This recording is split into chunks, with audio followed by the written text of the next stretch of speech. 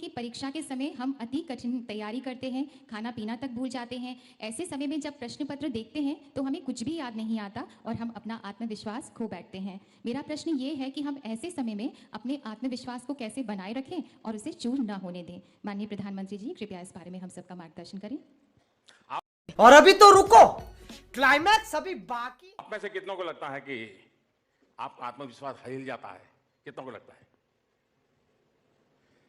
यह सवाल बहुत से बच्चों ने पूछा है और यह बिल्कुल सही सवाल है कि मेहनत में कोई कमी नहीं होती है।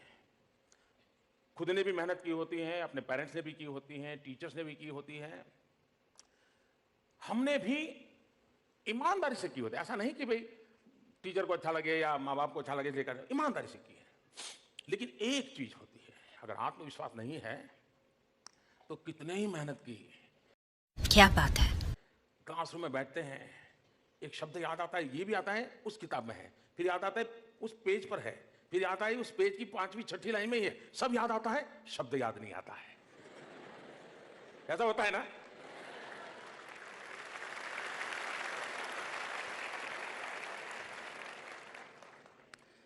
मैं बचपन में विवेकानंद जी को बहुत पढ़ता रहता था। वो हमेशा एक बात कहा करते थे, अहम ब्रह्मास्मि। वो कहते थे कि अपने आप को कम मत मानो, अहम ब्रह्मास्मि, मैं ही ब्रह्म का रूप हूं। यानी आत्मविश्वास जगाने की बात करते थे। दूसरी भी एक बात बड़ी मजेदार विवेकानंद जी किया करते थे। वो कहते थे, और उस जमाने में 33 करोड़ देवी देवताओं की चर्चा हुआ करती थी। वो कहते हैं कि तुम 33 करोड़ देवी देवताओं का पूजा पाठ करो, 33 करोड़ देवी देवता तुम पर आशीर्वाद बरसाएं, सारी कृपा बरसाएं, लेकिन तुम्हारे अंदर कोई विश्वास नहीं होगा, आत्मविश्वास नहीं होगा, वो 33 करोड़ देवी देवता भी कुछ नहीं करेंगे।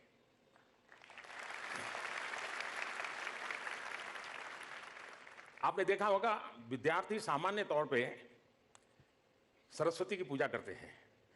हमारे यहां आराध्य देवी सरस्वती मानते हैं, लेकिन जिस दिन एग्जाम देने जाते हैं उस दिन हनुमान जी को, क्या कारण है? ऐसा क्यों करते हैं? सामान्य तौर पे सरस्वती को विद्या की देवी के रूप में लोग करते हैं, लेकिन बहुत सारे बच्चे एग्जाम देने के जाते हैं तो हनुमान जी का मंदिर होगा वहां जरा। मैं जब छोटा था तो मैं उसकी मजाक उड़ाता था और मैं कहता था कि हनुमान जी को इसलिए नमन करके जाता है कि अगर एग्जाम में चोरी करने के लिए कोई चीट लेके गया है और पकड़ा गया तो मास्टर जी को पता होना चाहिए कि हनुमान जी का भक्त है, दिखा देगा।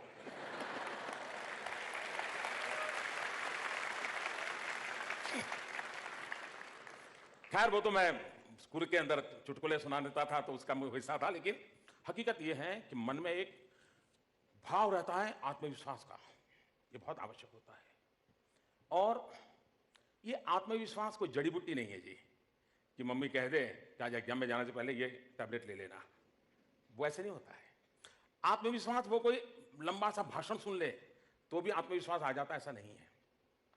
हमने अपने आप को हर पल कसौटी पर कसने की आदत डालनी चाहिए। कभी मान लीजिए हमारे घर में कहीं पर छोटी पहाड़ी है या घर के पास कहीं कोई बड़ा मकान है, स्टेयरकेस है, होता है कि अभी 3 मंजिला मकान है, चलो देखते हैं 3 दोस्त, सबसे पहले स्टेयरकेस पे कौन चढ़ के जाता है?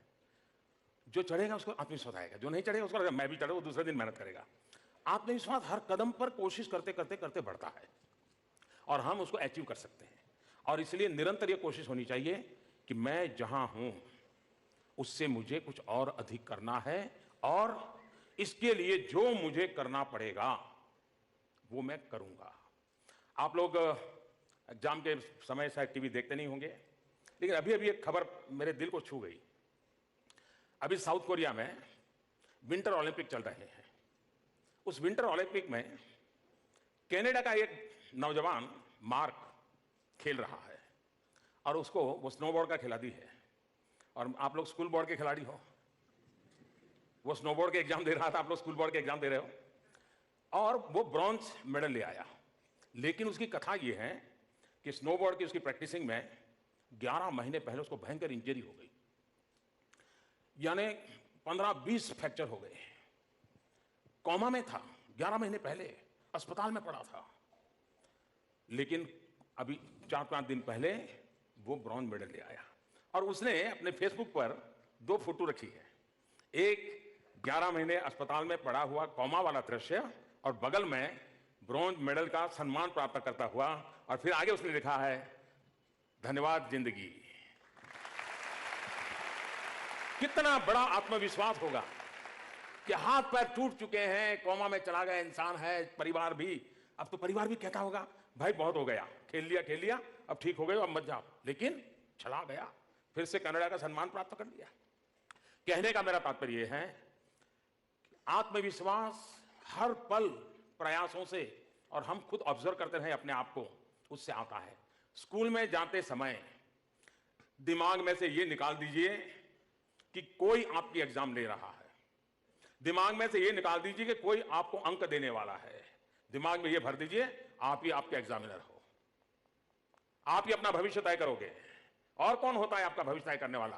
वो अंक गिनने वाले गिनते रहेंगे, मैं अपने हौसले को लेकर के चलता रहूंगा। इस भाव के साथ बैठिए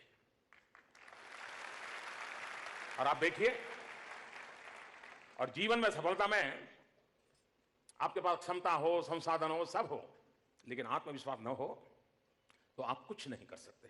और ये बहुत बढ़िया सवाल पूछा बेटा आपने, और देश के सिंध बच्चों ने मुझे बताया। एक बात मैं कहना चाहूंगा, हमारा देश विविधताओं से भरा हुआ है, 100 के करीब भाषाएं हैं, 1700 से ज्यादा करीब डायलेक्ट्स हैं, इतनी विविधताओं से भरा देश है।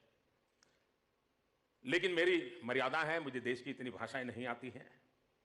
मैं, बहुत सारे बच्चे होंगे जो आज मुझे ऑनलाइन या टीवी पे या अपने क्लासरूम में देखते होंगे, सुनते होंगे, मैं उनकी भाषा में नहीं बोल पा रहा हूं, और इसलिए, और मैं मानता हूं उन बालकों को उनकी भाषा में बात बतानी चाहिए, लेकिन ये मेरी मर्यादा है कि मैं तमिल नहीं बोल पाता, मलयालम नहीं बोल पाता, कन्नड़ नहीं बोल पाता। नॉर्थ ईस्ट में जाए तो हर 20-25 साल के बाद एक नई लैंग्वेज है। तो मैं पहले उन सभी बालकों की क्षमा चाहता हूं, और मैं सभी व्यवस्थापकों से कहूंगा कि हो सके तो इन्हीं बातों को उन भाषाओं में वॉइस ओवर करके अगर उन बच्चों तक पहुंचा दिया जाए तो उनकी अच्छी सेवा होगी। मेरा ये चैनल सब्सक्राइब करें और मेरे हर अपडेट आपको मिले, इसके लिए बेल